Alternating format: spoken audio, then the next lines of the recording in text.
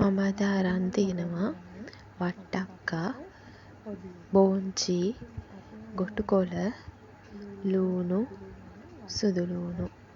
ගොටුකොළ අරන් තියනවා. බෝංචි ටිකක් තියෙනවා.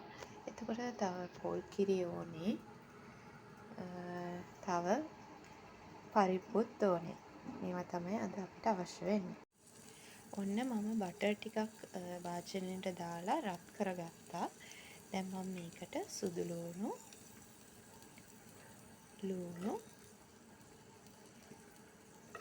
දාලා මේ ටික චුට්ටක් මේ බැද ගන්නවා ඉස්සෙල්ලම. ඔන්න මම මේ සුදු ලූණු එකටම බිත්තරේකුත් කඩලා දාගත්තා. මේක චුට්ටක් බැදෙන්න තියනවා මම මේ විදිහට. බිත්තරේ මේ විදිහට බාගෙට බැදුනට පස්සේ මම වට්ටක්කා එකතු කරගන්නවා.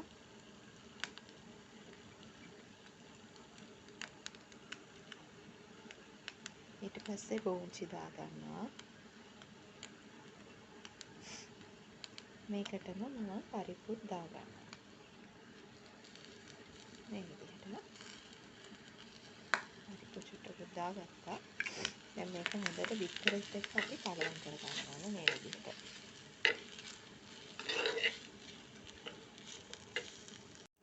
දැන් මම මේ එළවලු එකට තැම්බෙන්න අවශ්‍ය ප්‍රමාණයට මේ විදිහට වතුර ටිකක් දාගන්නවා.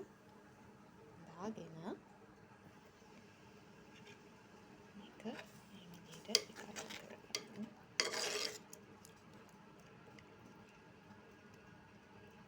දැන් මේ ටික තැම්බෙන්න පියන වහලා හදාගන්න. දැන් මේ අපේ හොදියකට මම පොල් කිරි චුට්ටක් එකතු කරගන්නවා. මේ විදිහට මම පොල් කිරි දාගත්තා. හොදිය ඇති වෙන ප්‍රමාණයට. දැන් මේක හොඳට නටව ගන්න ඕනේ. දැන් මේ උතුරන පොල් කිරි එකට මේ හොදියකට මම දැන් කහ චුට්ටක් දාගන්නවා. මේ විදිහට. ඊට පස්සේ බේබි තුනපා චුට්ටකුත් මම දාගන්නවා. තව ලුණු චූට්ටක් දාගන්නවා. මේ විදිහට.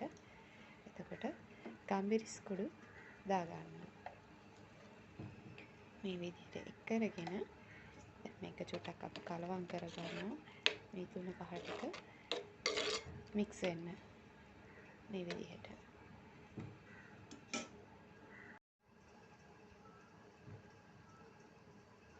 දැන්